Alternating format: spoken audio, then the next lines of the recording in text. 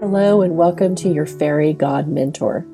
This is the show that inspires, encourages, educates, and supports expectant couples who desire to confidently navigate pregnancy, birth, and finding balance in an unbalanced world. I am Angie Taylor, the mother of 9 with 2 degrees in natural health. I'm also a birth insider, knowing the ins and outs of the birth industry and all of the good, the bad, and the ugly. I've worked with expectant couples since 2003 in a variety of roles, including birth educator, birth doula, home birth midwife, breastfeeding support, and life coaching. Sit back and enjoy hearing about all the things you never knew you never knew.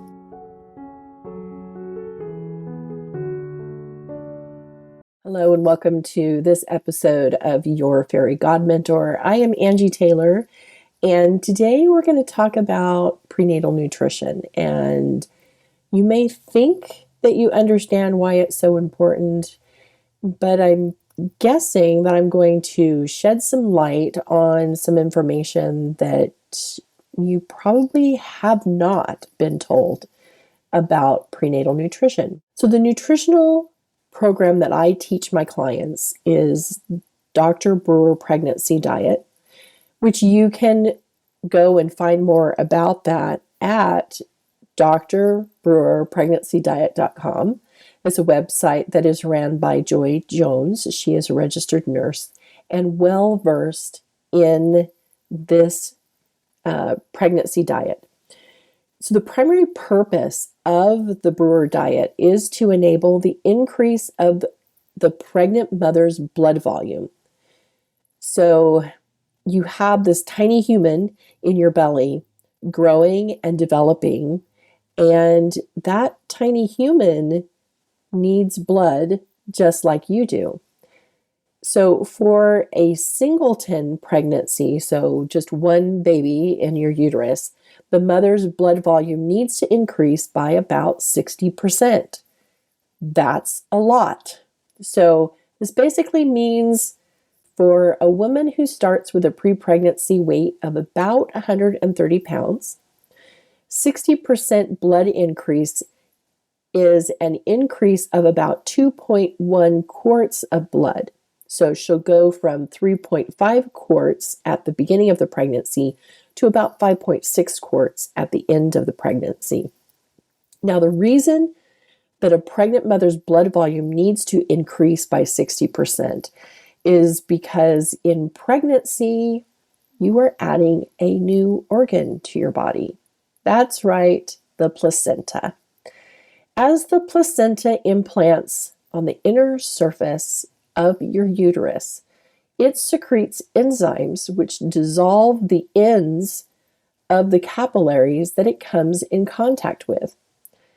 Now, as the placenta continues to grow, it continues to dissolve the ends of every maternal capillary that it comes in contact with. The open artery capillaries, or arterioles, become little fountains that spurt maternal blood into the space between the placenta and the inner surface of the mother's uterus. And the open vein capillaries, or venules, become little drains that drain the blood away from this surface, returning it to the mother's heart.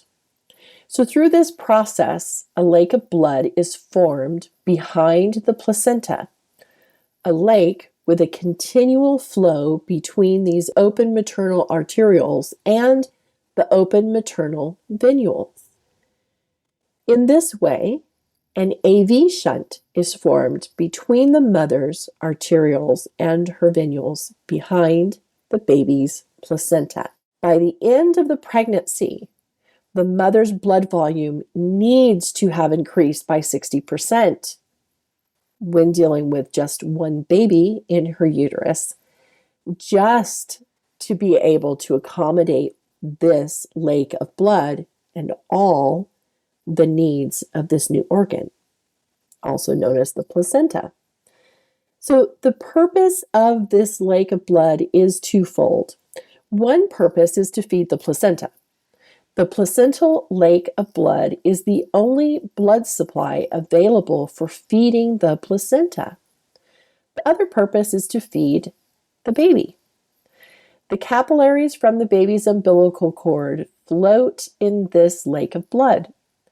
Since the walls of these capillaries are only one thick cell, the nutrients and oxygen from the mother's blood can easily pass to the baby's capillaries, and the waste and carbon dioxide from the baby's capillaries can pass into the mother's blood, which is flowing through the placental lake of blood. So how is the mother's body able to accomplish this task of increasing her blood volume by 60%? Well, the secret is osmotic pressure. Okay, so osmotic pressure is a concept of physics. It is a description of what happens when you have two solutions of different concentrations right next to each other on either side of a semi-permeable membrane. What happens in this situation is that the fluid of higher concentration will pull on the fluid of lesser concentration in an attempt to dilute itself and make the concentration of both solutions the same. That pull of fluid through that membrane is called osmotic pressure. The higher the concentration of the solution doing the pulling, the higher is the osmotic pressure of that fluid. The stronger the pull it has on the solution of the lesser concentration. So in the pregnant body, the presence of salt in the mother's blood will increase its osmotic pressure, enabling her bloodstream to better hold on to fluids that she gets in her food and drink, holding them within her bloodstream and preventing them from leaking out into her tissues. Osmotic pressure in the mother's bloodstream also enables her to pull extra fluids in from her tissues, such as her ankles, her fingers, and her face, just for example, adding them to her bloodstream. Another substance which helps to increase the osmotic pressure in the mother's bloodstream is albumin. The liver in the pregnant body has over 500 functions that it needs to perform every single day. And one of the most complex and most important of all of those functions is the creating of albumin. The only way that the mother's liver can create albumin hour by hour is from protein that the mother eats hour by hour. It cannot create albumin from anything already present in the mother's body. Not from her teeth, not from her bones, not from her fat, not from her muscles, and not from her internal organs. The only building blocks that the liver can use for creating albumin are found in the foods that the mother eats. The mother's liver also needs to be creating more albumin continually throughout the day because albumin is metabolized by the body fairly quickly throughout the day. So in this way, a woman's pregnant body is able to increase her blood volume by 60% with osmotic pressure created by the presence of salt and albumin in the mother's blood. So to summarize all of that I just said, the foods that are found in the Brewer diet are designed primarily to enable an increase in the mother's blood volume by 60%. Remember, we're talking about a woman who's pregnant with one, which is needed to service her new organ known as the placenta. This process is accomplished by increasing the osmotic pressure in the mother's bloodstream. An increase which occurs when her food intake gives her all the protein, calories, and salt that her body needs every hour of every day. Okay? So the Brewer Pregnancy diet consists of 14 food groups that a mother is to choose from every day and it includes all of the nutrients that a pregnant woman and her growing baby need for truly good health. Each food group has a minimum number of servings that are required. I'm not going to bore you with all the details of the different food groups. You can find that information by going to drbrewerpregnancydiet.com and looking at the different food groups. Let's talk a little bit further about why all of this food is so vitally important and why we need to be more cognizant of ensuring that expectant couples know that prenatal nutrition is important. So as pregnant mothers follow all the food groups and servings of the Brewer diet, they will be gaining the basic requirements of Dr. Brewer's plan, which is 80 to 120 grams of protein, 2,300 to 2,600 calories, and salt to taste, each and every single day. Doing so leads to the 60% blood volume increase that is needed by the pregnant body and aids in the cell growth of the placenta, baby, and uterine muscle. So when the mother doesn't get enough protein, calories, and salt, and her blood volume plateaus or begins to fall, her body has no way of knowing that the mother is just eating less than what she needs. Her body only recognizes that the blood volume is less than it's supposed to be for that week of her pregnancy.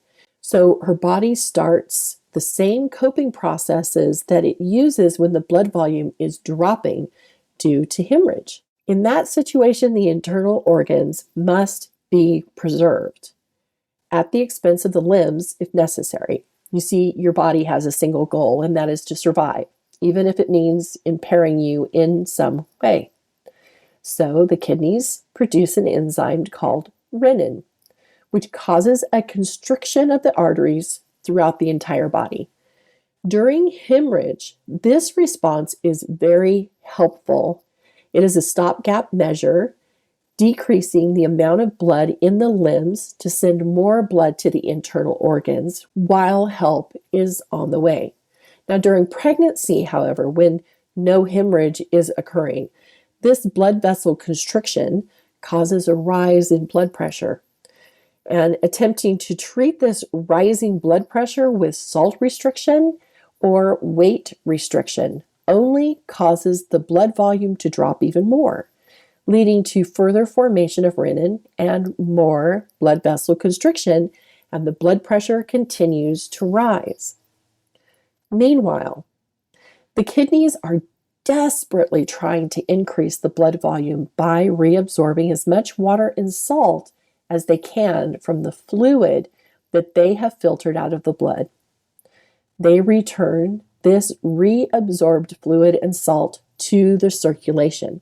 However, since there isn't enough albumin and salt in the circulation to maintain an osmotic pressure strong enough to hold this reabsorbed water within the circulation, much of it leaks out into the tissues. This is where you get swollen ankles, feet, and face. The kidneys keep reabsorbing water at one end of the process, and this water keeps leaking out of the capillaries at the end of the process, shifting fluids out of the circulation into the tissues, and the mother sees rapid swelling in her ankles and rapid weight gain from the extra water in her tissues. Now, when the mother presents herself to her birth attendant, whether midwife or doctor, they may tell her that she's developing preeclampsia. If her nutrition is not improved quickly, or if diuretics are prescribed in medications or herbal teas or herbal supplements, her blood volume will continue to drop, and she will develop pregnancy-induced hypertension, preeclampsia, eclampsia, HELLP syndrome, previously known as toxemia. Now, toxemia, or the pregnancy-induced hypertension, preeclampsia, eclampsia, HELLP syndrome, can culminate in convulsions, coma, and death. Many sources maintain that there is no cause of this syndrome, and therefore many practitioners continue to try to manage the situation by treating the symptoms alone, but they do so without success. The symptoms not only persist, but the mother also continues to experience one complication after another. Now, the Brewer Pregnancy Nutrition Program is important in all 3 trimesters of pregnancy. In the first trimester, the Brewer diet is important for helping to prevent or lessen morning sickness. It's also important for starting the blood volume expansion and for building new tissues, baby cells, placental cells, and uterine muscle cells. During the first trimester, if the food levels of the basic plan of the Brewer pregnancy diet seem too high for you, you can gradually work up to those levels during the first 12 weeks, because the primary focus of the Brewer eating plan is the goal of providing the blood needed by the placenta, and the placenta is still very small during the first trimester. During this trimester, very little blood volume increase is needed to accommodate the needs of this new organ and the lake of blood that is developing behind it. Now, in the second trimester, the placenta is going through its primary phase of development, and good nutrition is important for the best possible placental development. In addition, good nutrition is vital for several growth spurts that happen during this trimester. The baby goes through a growth spurt, the placenta goes through a growth spurt to feed the baby, and the blood volume goes through a growth spurt to adequately service the placenta and your baby. Now, you usually see a corresponding increase in your rate of weight gain during these same weeks. So just don't panic. It just means that things are functioning as they should. It is crucial that you give special attention to helping your blood volume increase with good nutrition at this time. Okay, so your food levels may need to increase from week to week to keep up with the increasing blood volume requirements.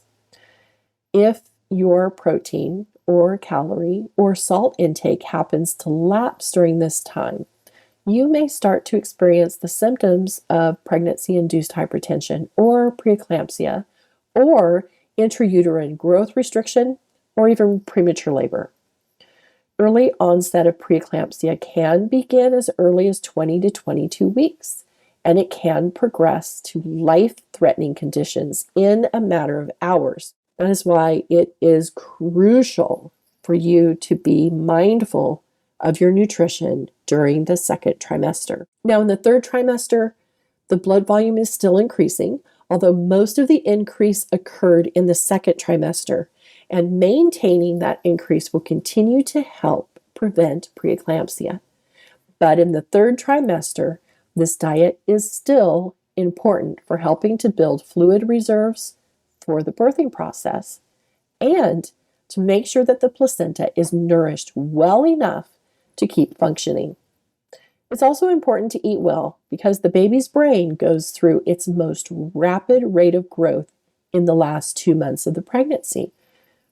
It's important that you not limit yourself to any specific weight gain during this time, because good nutrition is just as important during the last weeks of pregnancy as it is throughout every other week of pregnancy. Inadequate nutrition during pregnancy can also have an impact on the last day of your pregnancy, the day the birthing process begins.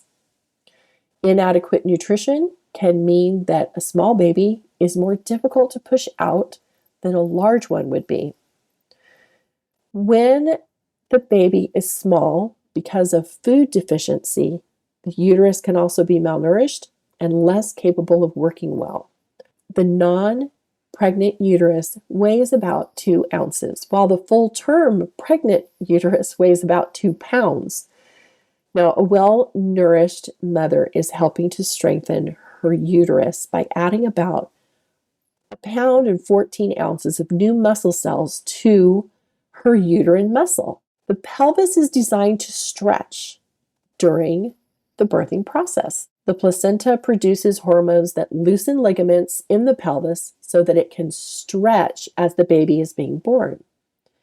An undernourished placenta may produce fewer of these hormones, making it more difficult for the pelvis to stretch as it is designed to do in order to allow the baby through. With a lower than normal blood volume, the mother is more prone to dehydration during the birthing process, and if she experiences extra bleeding after the birth, she will not have the fluid reserves she needs. These are reserves that she could have been building if she had been on a better diet. In addition, postpartum hemorrhage is more likely with a malnourished mother because her liver damage from low blood volume can cause her clotting mechanism to malfunction. So let's talk a little bit about protein. I have heard lots of people say that the Brewer pregnancy diet is unhealthy because it requires too much protein. Okay, I've heard people say that the human body only needs 65 to 70 grams of protein daily, and this is correct information for the non-pregnant body, but it's not correct information for the pregnant body, a body which is working very hard to increase its blood volume in order to service the new organ which is growing in this body. Remember the placenta. And take care of that AV shunt and lake of blood that is continually increasing in size behind that new organ. So if you've been led to believe that prenatal nutrition isn't a big deal, you can eat whatever you want to and everything will be fine, please understand that is not true. We've known for a very long time how a woman should be eating so that she can experience the healthy increase in blood volume that is required by her body to support her life, the life of her baby, the placenta, the strengthening of her uterus. So, again, you want to learn more about the Brewer Pregnancy Diet, go to drbrewerpregnancydiet.com. Send me an email if you would like some help, or go to my website and schedule some time to chat with me specifically about prenatal nutrition. I look forward to supporting you in any way possible so that you can have the birth experience you dream of.